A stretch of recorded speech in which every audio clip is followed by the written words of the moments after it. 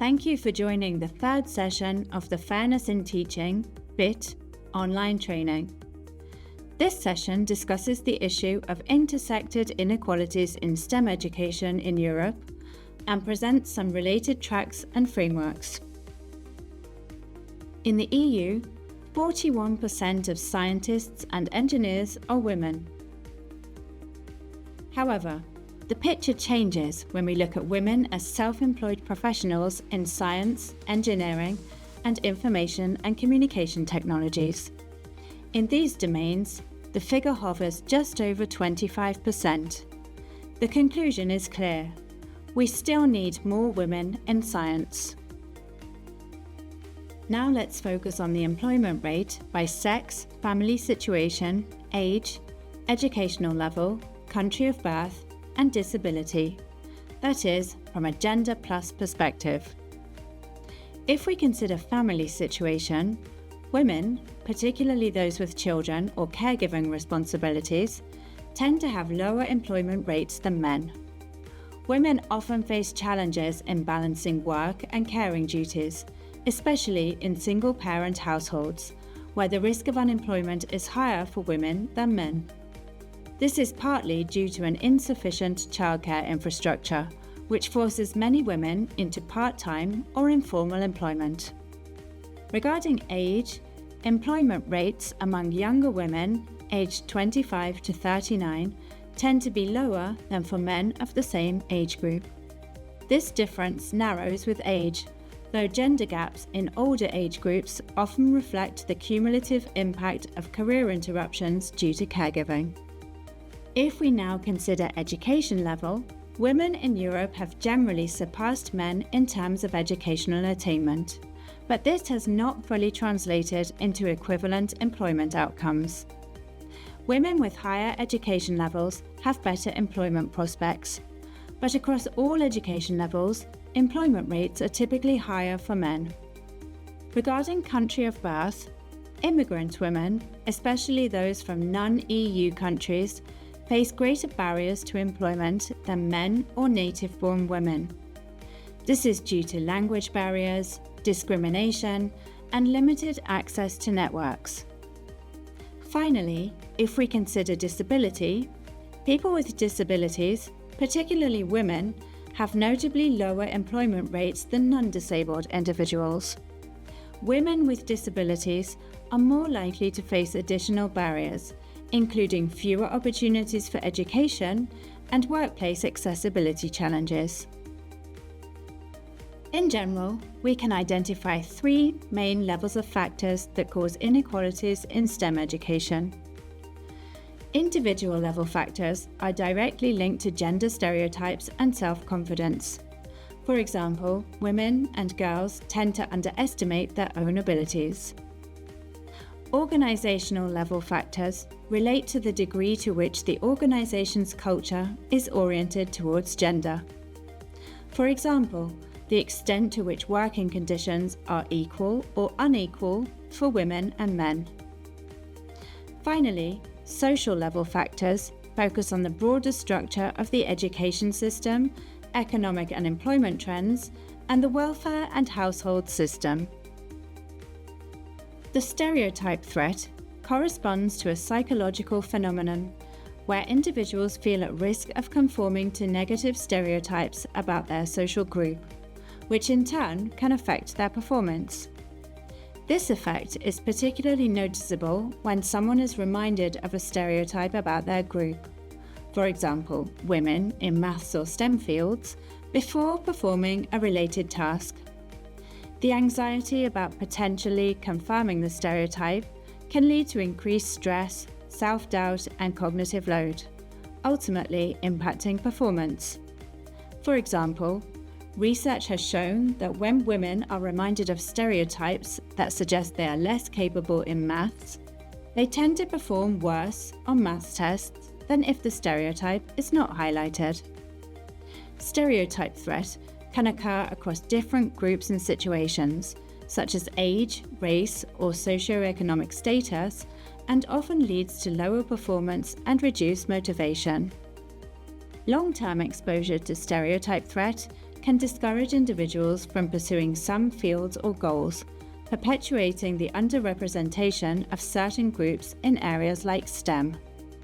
The Matilda effect is a phenomenon in which women's contributions in science and other fields are often overlooked, misattributed, or undervalued in favour of their male counterparts. Coined by the historian Margaret W. Rossiter in 1993, the term honours Matilda Joslyn Gage, a 19th century activist who highlighted the tendency for women's achievements to be dismissed or credited to men. Historically, many female scientists have faced this bias.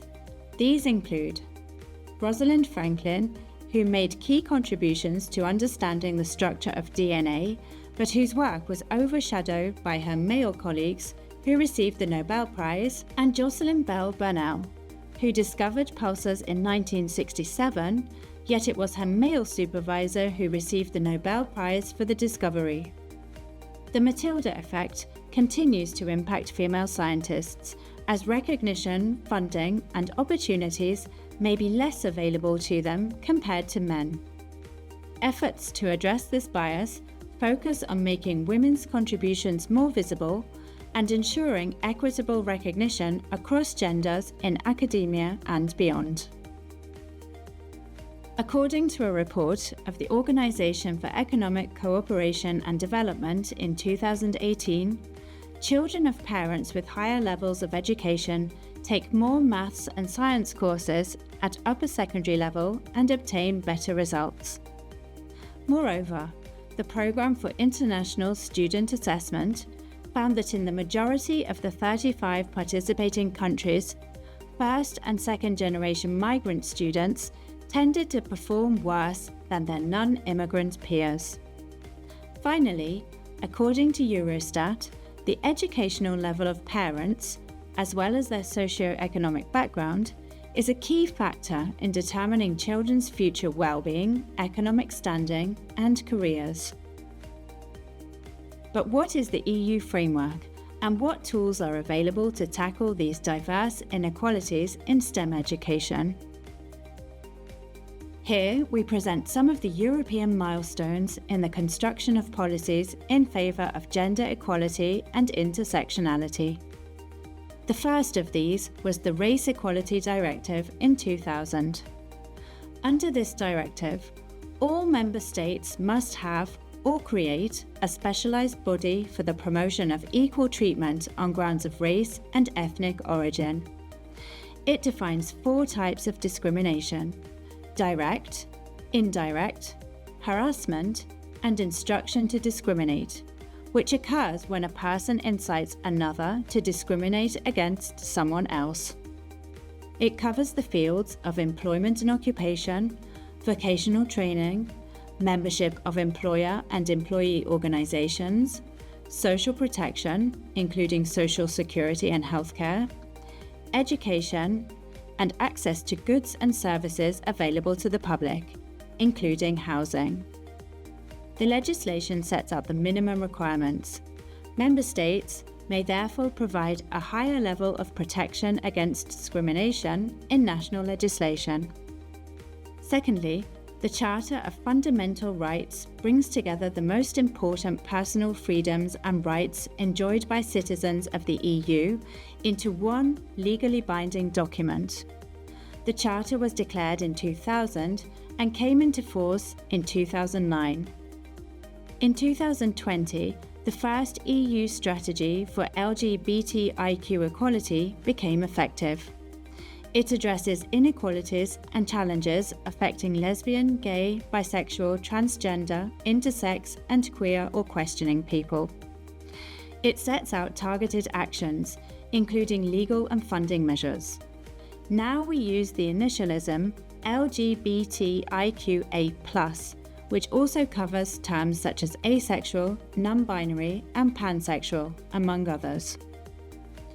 While progress in the EU was made towards LGBTIQA+ equality over the past few years, discrimination against LGBTIQA+ people persists, with 43% feeling discriminated against. The COVID-19 crisis has only exacerbated the situation. The current strategy proposes extending the list of EU crimes to cover hate crime, including homophobic hate speech and hate crime, and bringing forward legislation on the mutual recognition of parenthood in cross-border situations, among others. The strategy also ensures that LGBTIQA+ concerns are well reflected in EU policymaking, so that LGBTIQA+ individuals, in all their diversity, are safe and have equal opportunities to prosper and fully participate in society. To finish, in 2022, the EU launched the Digital Compass and Digital Decade Policy Programme 2030. It sets specific targets to increase the number of female ICT professionals in the digital domain by 2030 and highlights the importance of equal opportunities for women in the ICT work sector. The Gender Equality Strategy for the 2020 to 2025 period includes the Commission's commitment to enhancing gender mainstreaming by systematically including a gender perspective in all stages of policy design in both internal and external EU policy areas. The strategy will be implemented using intersectionality as a cross-cutting principle. It implies that everyone should be safe in their homes, in their close relationships, in their workplaces, in public spaces, and online. Women and men, girls and boys, in all their diversity, should be free to express their ideas and emotions and pursue their chosen educational and professional paths without the constraints of stereotypical gender norms. But what does gender mainstreaming mean? It has been embraced internationally as a strategy towards realizing gender equality. It involves the integration of a gender perspective into the preparation, design, implementation, monitoring, and evaluation of policies, regulatory measures, and spending programs, with a view to promoting equality between women and men and combating discrimination. Gender mainstreaming requires both integrating a gender perspective into the content of different policies and addressing the issue of representation of women and men in the given policy area. Both dimensions, gender representation and gender-responsive content, need to be taken into consideration in all phases of the policy-making process. The horizontal directive relates to the implementation of the principle of equal treatment of all persons, irrespective of religion or beliefs, disability, age, or sexual orientation.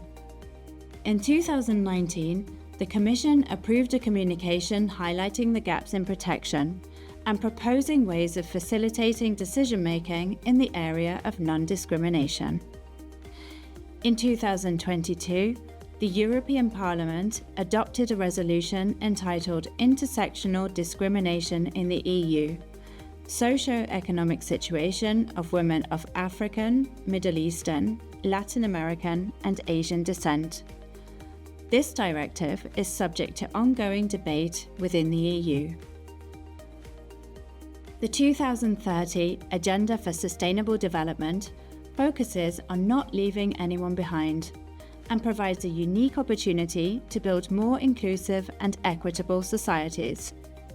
It outlines 17 sustainable development goals, including one focused on quality education. This goal aims to provide inclusive, fair, and high-quality education and lifelong learning for everyone by 2030. It also emphasizes building and improving education facilities that are safe and accessible for children, people with disabilities, and people of all genders. This guide, created by UNESCO, includes a policy review framework. It allows for the assessment of existing education policies in terms of equity and inclusion, the creation and implementation of an action plan to move education policy forward, and the monitoring of progress as actions are implemented. The 2030 Agenda for Sustainable Development therefore provides a unique opportunity to build more inclusive and equitable societies. It suggests that in the face of pupils' difficulties, the education system itself should be challenged. For example, the way in which education systems are organised, the forms of teaching, and the learning environment. It emphasises the importance of seeing individual differences not as a problem to be solved, but rather as an opportunity to democratise and enrich learning. Thank you for participating in this session. To continue the online training, we invite you to go to Session 4, which focuses on the specific situation in Luxembourg.